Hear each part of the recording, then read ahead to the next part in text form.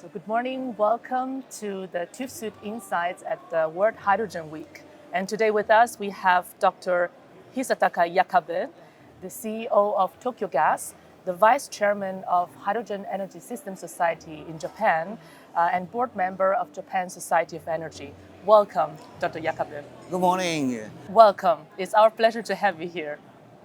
So, Dr. Yakabe, my first question is on you, on your background. You have an extensive experience in hydrogen and fuel cells, especially, and then on the focus of Tokyo Gas on hydrogen.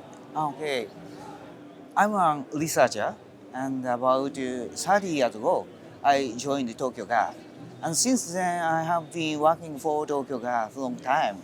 And my background is fuel cell and hydrogen and carbon management technology. And now I am an executive officer and the director of hydrogen and carbon management department of Tokyo Gas.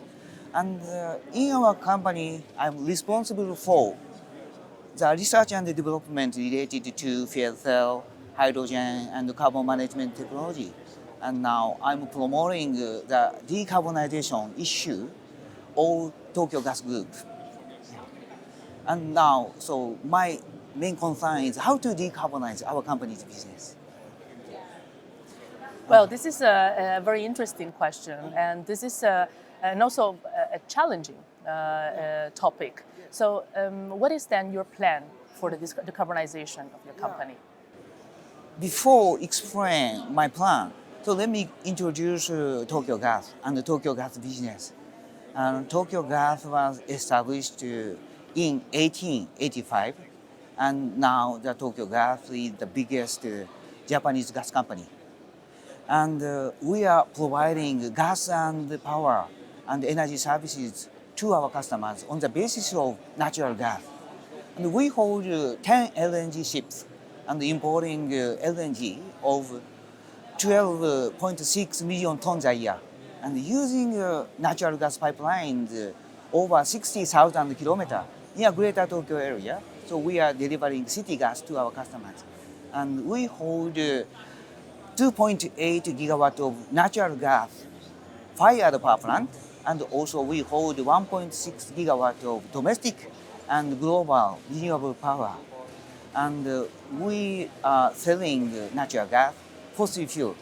Therefore, we should reduce the emission of CO2. This is our duty. And how we can decarbonize our company's business is a very serious problem. And for both electricity and gas business, we should reduce the emission of CO2.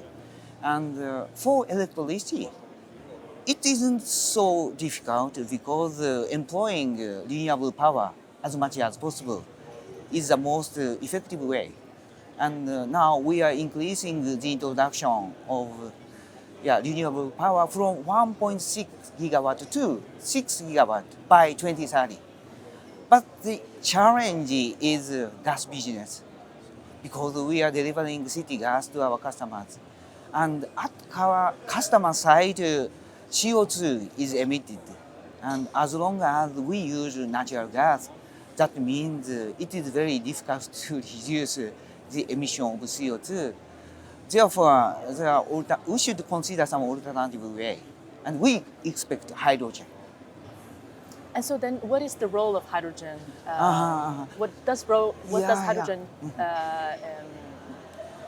have to do with your plans? In gas companies, the role of hydrogen is very important. But compared to other countries, the Japanese situation is slightly different. Therefore, first let me explain the situation in Japan. Japan is a small island country, and it is isolated from neighbor countries such as Korea, China, and Taiwan. And we should manage energy by ourselves. We don't share any natural gas and electricity with other countries.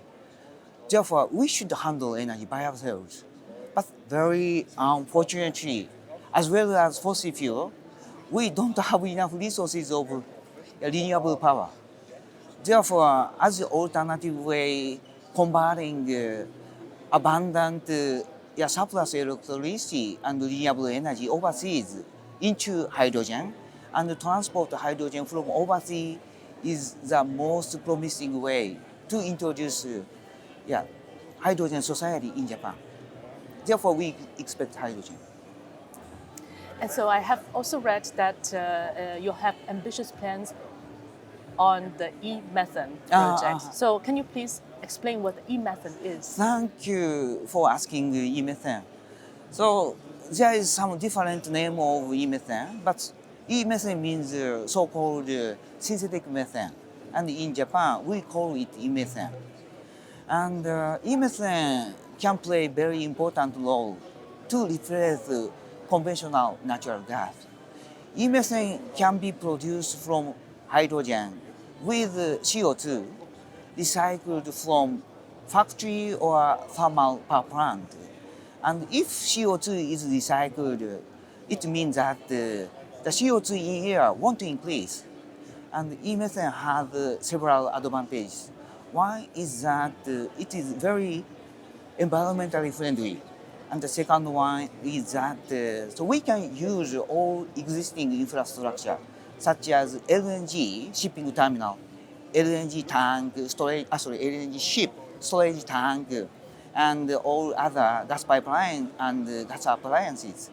Therefore, additional investment isn't necessary for e-methane. So this is the second important point. And the third point is that e-methane is very effective to decarbonize heat demand sector in Japan.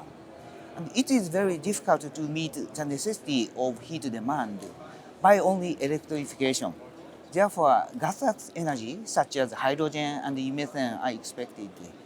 And e-methane is very suitable for gas company and so compatible with gas business. Therefore, not only by our company, but also other Japanese gas company is promoting e-methane.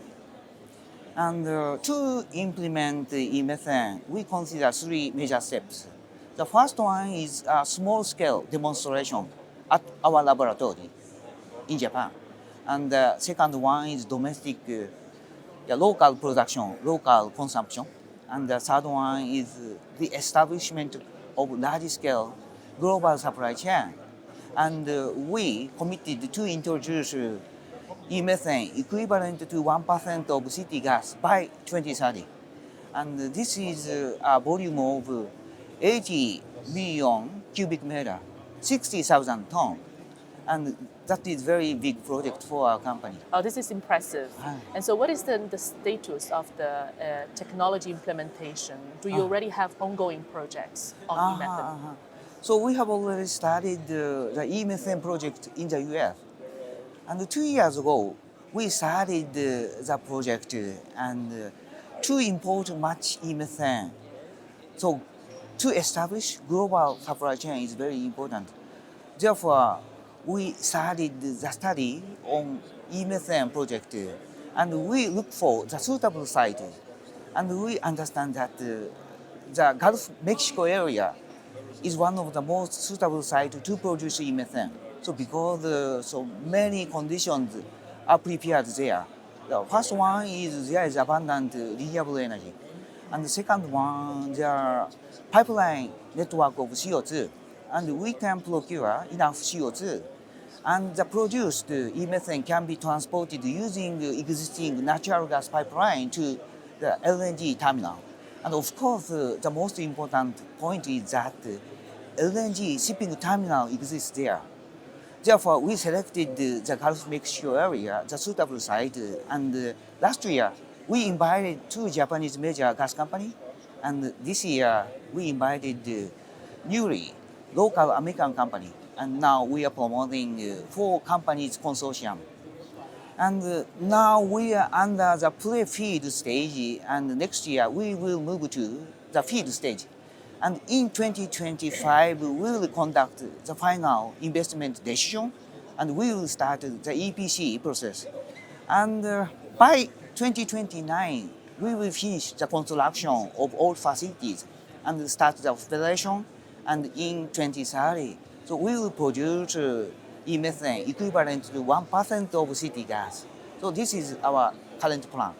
Well, this sounds amazing, and we're really looking forward to see this project live. Thank you. Thank you so much. And well, then let's go a little bit upstream to this process. Yes. And let's talk about the production of hydrogen.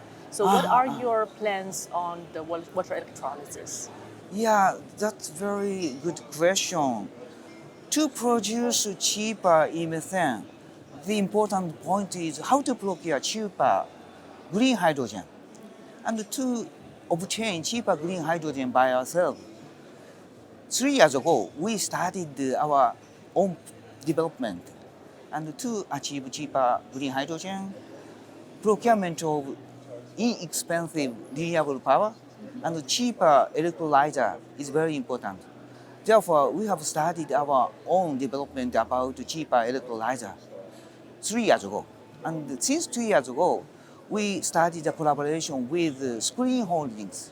The Screen Holdings is Japanese manufacturer, and they are producing equipment to produce semiconductor. And they have very excellent high-speed printing technology, and they have already applied that technology to fuel cell field. And Tokyo Gas have already launched and commercialized the world first residential fuel cell system with Panasonic about 14 years ago. And now the cumulative number of the installed unit is about 150,000 units. And we know technology and know-how about the electrodes. Therefore, crossing these two companies' technology, we believe that so we can establish low-cost hydrogen production technology. And via 2 years development, we have already established the technology to produce cheaper catalyst-coated membrane. And we will apply this technology to produce cheaper green hydrogen. This is our plan. This is sounds a very ambitious plan, Thank you. and we're really looking forward to see this project take shape. So, thank you very much for being with us. Me too. I enjoyed this interview so much, and thank you for inviting me to this interview. Thank you. Well, pleasure is all ours, and looking forward to seeing you next year.